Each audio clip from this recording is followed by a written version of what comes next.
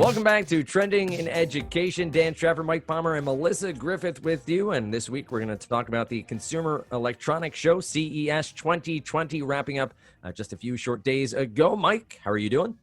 I'm doing well. I'm thinking about the future. You know, there's a lot of new tech, new gadgetry coming out, and you always see that in January as you're kicking off the year, and it's like you're putting your AR, VR glasses on, and you're looking into what's the future going to look like, and that's kind of what the Consumer Electronics Show is about. And we've been covering it really since this show started every January.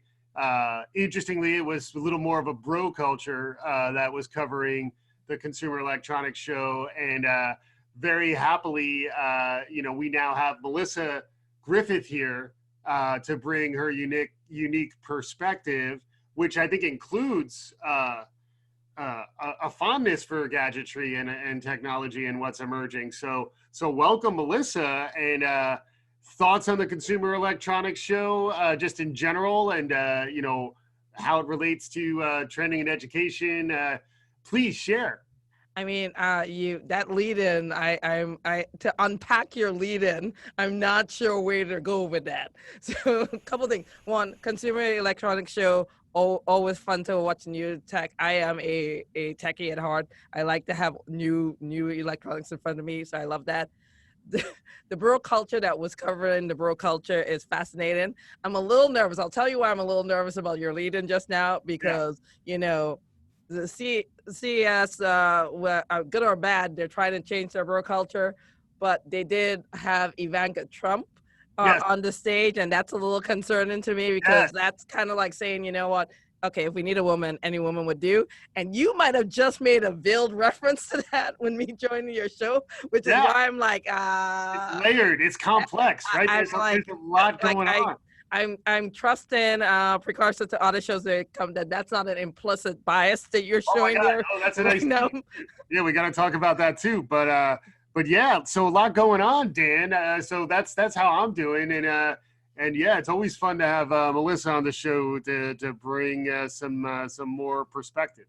There is a Cosmopolitan article, Cosmo magazine, that discusses exactly that, Ivanka Trump and the bro culture, or the man-centric culture at CES over the years, and how they've tried to break away, but maybe they fell right back into it here in 2020 with that keynote speaker. We can get into that a little bit more. But Melissa, one, how are you? It's nice to talk to you. I mean, we didn't hear how you're doing. I'm doing good. I am actually, it's all perfect, because this year I've made the almost the New Year's resolution, although I don't like those words, to bring more ease of technology into my life. So you guys all know how I feel about data, all know how I feel about technology. I've started using Alexa at home a lot more. We've always had it. I've literally started just trying to automate everything. So I've been putting a lot of automated switches in my house. I like to, now I have fun with Alexa, because I set these random words that will, so Alexa, Melissa, go night night, and it turns off all the lights, and it puts on calming music.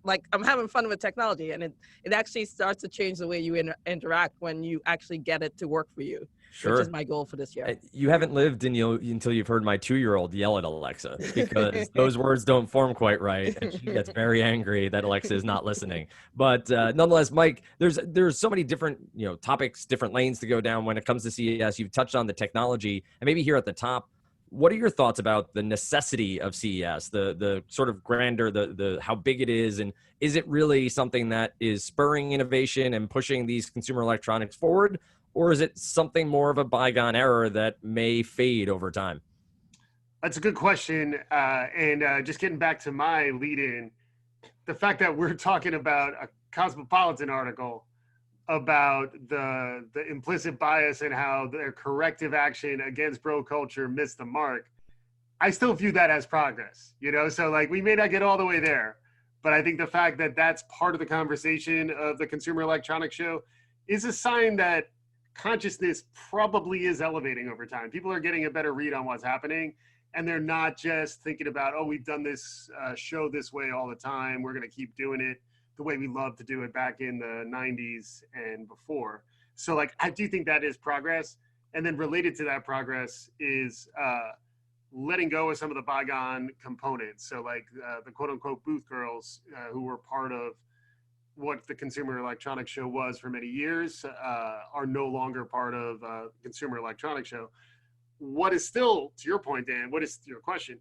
What is still a big part of the Consumer Electronics Show are like physical electronics, like the physical hardware. And I don't know if that, I think back in the late 60s, right on through the end of the 20th century, that was where the cutting edge technology was. You know, that was pre-personal computer. So the personal computer was at the Consumer Electronics Show. And like, that'll continue to be the case to a certain extent. Like, you know, as wearables mature, AR, VR gets more interesting, the physical hardware will evolve. That'll be interesting. But what I think the Consumer Electronics Show may not fully nail is the electronics in context with the software, the human, the broader network that everybody's connected into. I don't think it's ready to go to that level of depth. And I do think a lot of the thinking is maturing around those types of experiences. So I think there's going to be a little bit of old school technology vibe, even as they try to blow your mind with sort of like new imaginative tech. I mean, how many flavors of concept car are they going to cart out, you know, until we really have mature flying cars and then everybody cares, you know, or like how many times are they going to talk about smart cars until it's more widely adopted. So that's my initial take. Like, I think we'll still gravitate to it because something's going to, like, the physical electronics will be maturing, but they just seem like part of a broader ecosystem. So I think that's going to be hard for this conference to kind of evolve past, because I think it's more about the physical objects themselves and a little bit of the razzle dazzle around how you roll out the evolution of that. I mean, I don't know, like, bro culture aside, I'm going to stop touching that one right now, but I don't like, so it all depends on how CES chooses to do this, right? Like, I do believe, like, the physical is not going away in terms of consumer electronics. I think this is your point, but I think they can. I think they have permission, and you see it in a lot of this, like, nothing they present now at CES is without some software or some other area behind it. I think it's how they choose to incorporate it. They could do it really well, and they can evolve. They have permission to play in that space, because I don't know who else would play in that space right now at a large conference. Like, you see the Samsungs and the Microsofts and the Apples of the world doing their own shows. Yeah. But CES brings everyone together, so I think they have permission to do it. Whether they do it well or not is TBD. Yeah. But like, you're not going to ever, a software program without the tech is not going to be as much fun for us to go to and see either.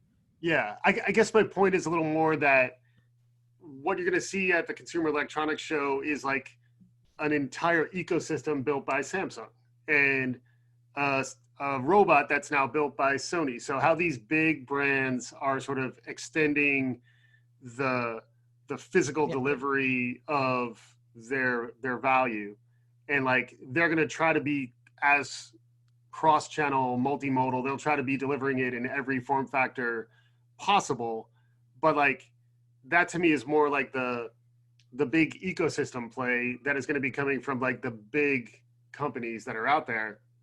The part of CES that I think is more what it inspires me, and what I think may not elevate there, although I think some of the smaller like robot companies are a place where this is kind of interesting. That's why, like, I love Lovot, which we talked about at South by Southwest EDU, and it looked like they got good press out there, which is sort of like the therapeutic robot space. I think is a really interesting one, because like robots are less how we imagined they were going to be. The whole idea of the uncanny valley, I think, is going away.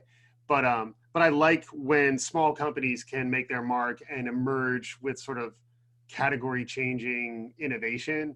And I think to do that right, they're going to need to then partner with another software company, because like the actual innovation from a small company is going to be either creating a new category or doing something genuinely innovative and novel.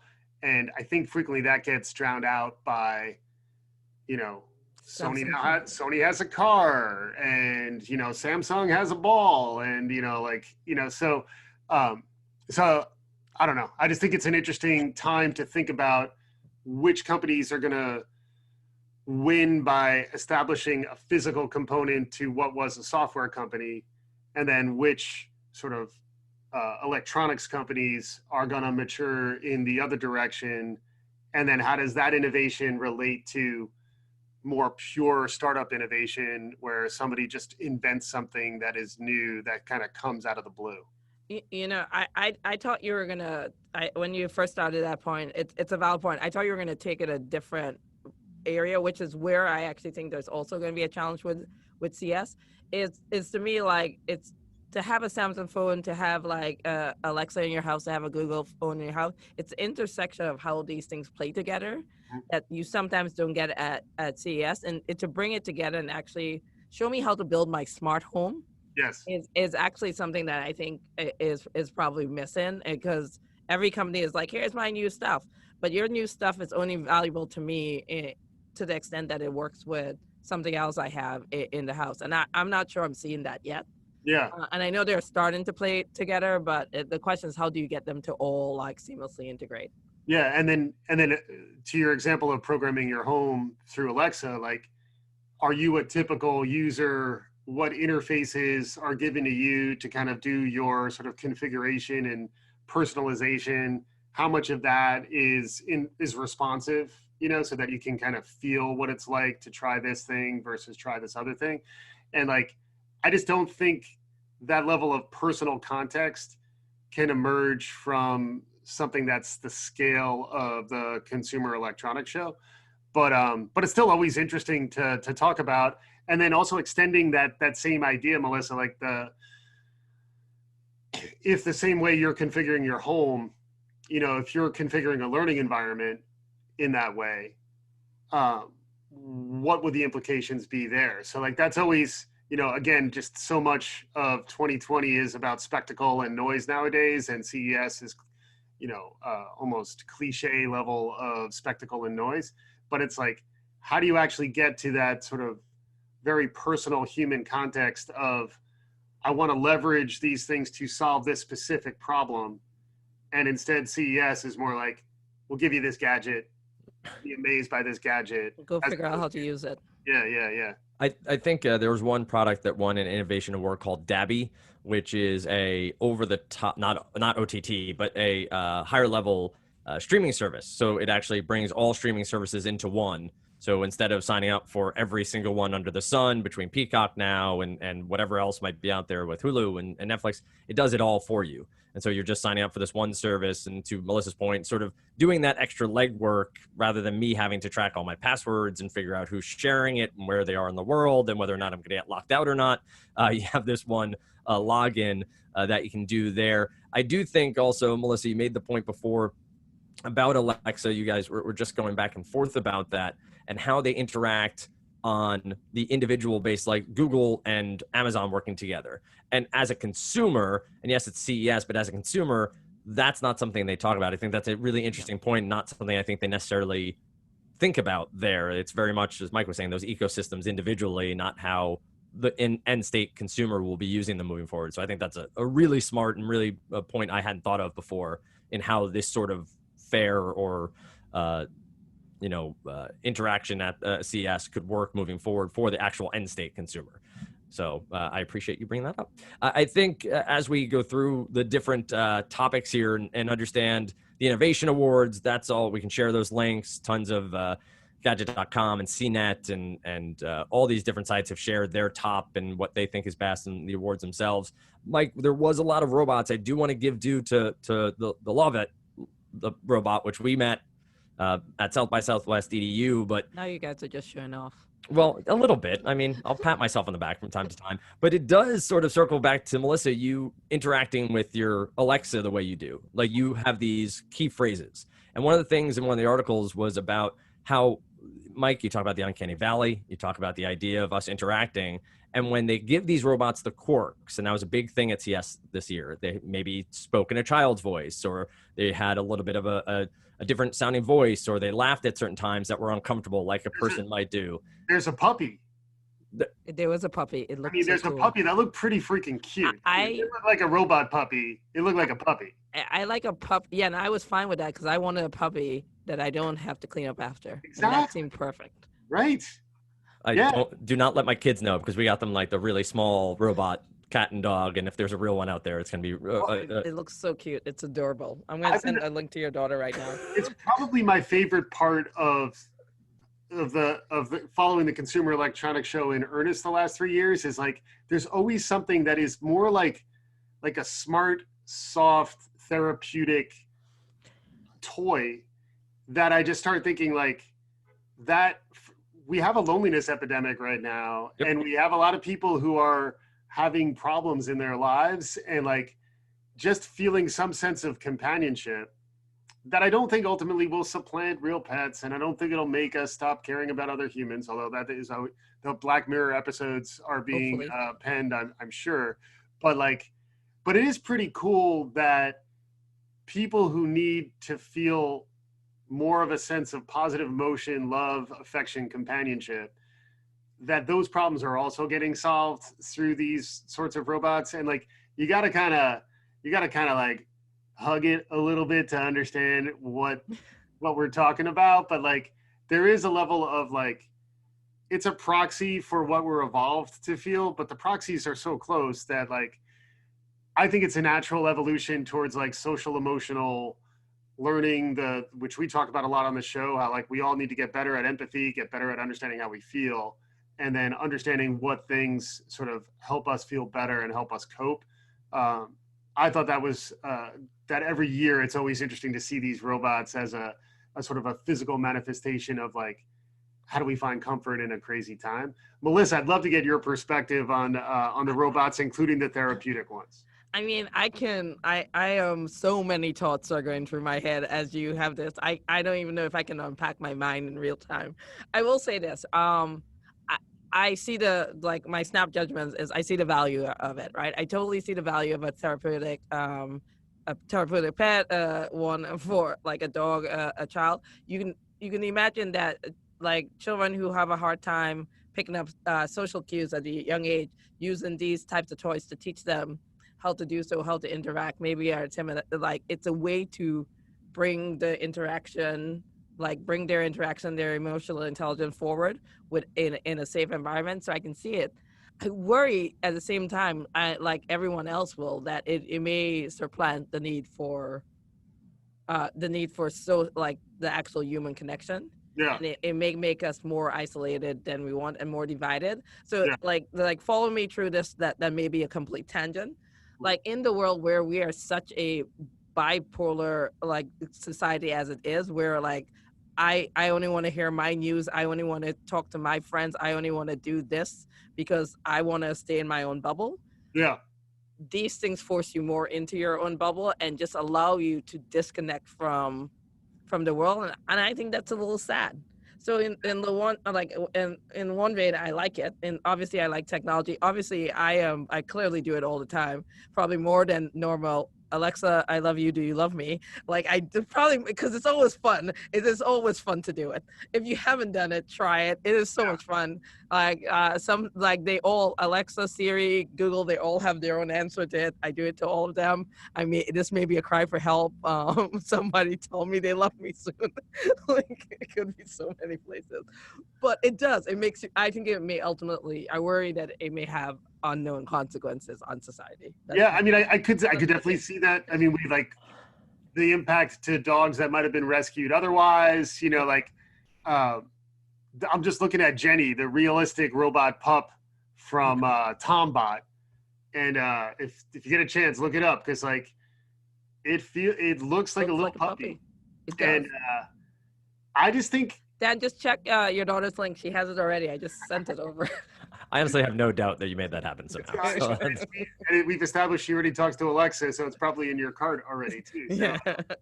done and done. But it is interesting to. I think it's you're raising some interesting points. I think it's the same points that are raised by as simulations get better too. Mm-hmm. You know, like at what point do we find the appeal of these fake things to be greater than that of genuine human contact, or genuine, love with a pet. And I think that's like a real question that I think we're all being kind of thrown into that. But to me, I sometimes feel like we rush to judgment on that when we forget about, kids in wards, in hospitals overnight who are, in pain, and you can't really have a dog with the kid in their room. And allow time to appreciate the problem that these things are designed for, and then at the same time be critical about the dangers of wide adoption of this stuff over time. But I don't think you can stop it either. Like, I think these things are going to be mass produced and in people's homes much sooner than you think. I just think they're also going to cycle through pretty fast. So like, I think you'll get one and then you'll be like, oh, a Loveot? I don't really need that. Like, because now the new version of my therapeutic toy. Oh, God. Oh, I cannot. It will literally, I can see, this is the problem with like someone who forms attachments and objects from time to time. I could not fathom like having 2.0 coming out and me loving my last robot less. It will like ruin me. You will send my over exaggerated emotional intelligence into psychotic. Oh my God. I'm just saying. So Mike, +1, I would be a hypocrite if I didn't tell you, like, I think as always, I err on the side of benefits over risk. Mm-hmm. Right, so progress even over like the rest that have it. So I do not think we should stop it. I do not think we can stop it. It makes me process through all the things. Like when I first saw those robots, I was like, that's how they'll get you. They'll put these cute little robots in your house and then they'll take over, and it's like Chucky coming into your house. They're just one major hack away from those dogs Jenny's going bonkers. There's an army of robot dogs. Yes. People's homes, which is in fact pretty close to a Black Mirror episode that's already been made. So, yeah. And we're coming up on time, and we haven't even talked about the sex toy complexity of.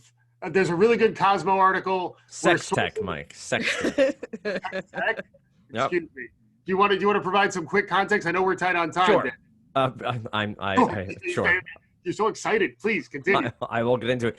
So for a few years, there was sex tech that was part of CS, but was typically towards the back or the second floor, was put sort of out of the main thoroughfare. Last year, there was a sex tech product that won an award, and that award was taken away after the fact because of... Just to add to that, it was a female-led company. Yes. That was focused on like female sex toys, like a vibrator, I think, right? So like it was, yep. Yeah. So like, Melissa, how did we miss this story? I do not know how I missed this story. That happened. Like, any thoughts? I was aware, I just didn't bring it up on the podcast. Oh my God. This is definitely news that you should hear. Yeah. Yeah. So any thoughts on this, Melissa? Because I mean, this is kind of, they're trying to correct it, but then this, I guess, full circle, honestly, can we just cite the author of that Cosmo article? Because I actually thought it was, it was pretty good. And it's nice to source from different sources. Cindy Gallop. Yeah. Because I thought her perspective on it was pretty interesting, because that's where she was also saying, even as they're making progress and they're trying to correct some of these mistakes, that they were trying to drive towards better representation of women at the Consumer Electronics Show. And who did they book? But, Ivanka Trump, who's not really a technologist. She's not really related to what's going on there. So, Melissa, you touched on it a little bit at the top, but I'd love to get maybe Cindy hit the nail on the head, right? Like, there are so many women in technology who could be better suited to be at that show than Ivanka Trump. Let's forget even in consumer electronics, which you can find them. Like in technology, you could have found a lot representative. That's why I'm saying, right? To me, CES, bro culture or not, they're still playing. They're playing at trying to evolve. They're not actually trying to evolve. And if they were, you'd see more women in their keynote speakers. You'll see more women in their actual leadership of the conference and so forth. And until you see that, it's not going to come true. And on the Sex Tech and the Innovation Award, good for women, because for years the sex industry has been dominated by men. It's by men for men, and to see more women coming up into that is a powerful thing that shouldn't be considered vulgar, which is why they took away the award. It should be considered a part of the evolution of society, and understanding your body, and the Me Too movement and all these things. It is about empowering women to be equals, not like go don't talk about it. That's inappropriate. Yeah. So good for them. Yeah. Yeah. And I thought, I mean, Dan, was there other stuff on that you wanted to make sure we hit? Because I just want to make sure we hit that a little, because like I thought it did kind of wake me up that even this controversy existed, and I was surprised that I missed that a year ago. And it does seem like we're at least aware of the problem, and now are we actually going to solve it, which is again that tease to like implicit bias. Like we now understand that there's a problem here with CES. They seem to be taking actions to kind of correct some of what maybe has been their historical problems, but are those actions enough? And what really needs to happen for sort of these older school,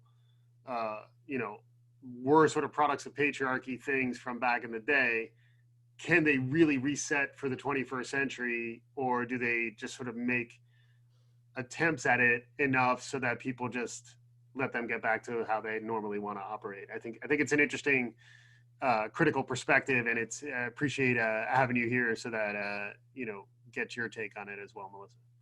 I would say the one point from the article that even goes beyond sex tech is what seems like a really simple solution from the author is send out a survey to female tech leaders and see what they would want to see more at CES. Like, take the simple approach of, you are a leader in this industry. What would you like to see at CES? What would you want to do if you were running CES? Which seems really simple, but hasn't happened as of yet. So I think she laid out the sex tech angle of it all, and her approach to try to do a keynote, and she was rejected a couple of times. But then even further, just ask the people what they want, and ask the people who should be involved in the discussion to be part of the discussion, rather than telling them what's going to happen moving forward.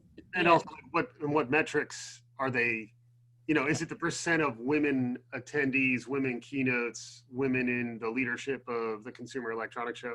Are those the types of metrics that they're actually driving towards and, reporting on and setting goals around? Or are they just doing this so that they get enough press that they sort of get out of being on timeout?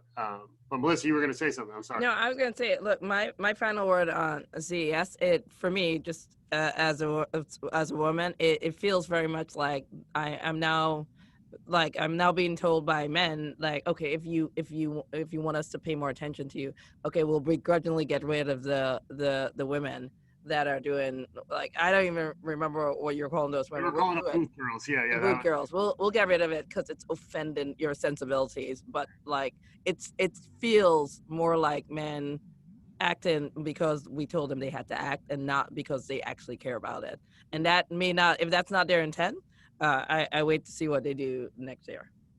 Yeah, and I think that's what's the track, right? 2020 to 2021, see if culture changes further, see if, I know they do some road shows as well for CES. They do smaller shows throughout the year. So see if those change as well, if more women become represented on the keynote stage, on the presentation stage, and even within the organization itself as they move forward. An interesting topic, and I'm sure we'll see some of the education stuff throughout the year, the robots, the AI that was out at CES, along with the Love It and the dog. I'm going to have to show my kids this, but we will talk about that at a later date. Thank you, Melissa. I'm going to have a robot dog in my house, but we appreciate you always listening to Trending in Education. We are available on Twitter at Trending in Ed. If you have any thoughts on CES or other topics you want us to talk about, and of course, LinkedIn.com as well. It's LinkedIn.com/Trending in Education. For Mike and Melissa, Dan Stratford saying thanks so much for listening to Trending in Education.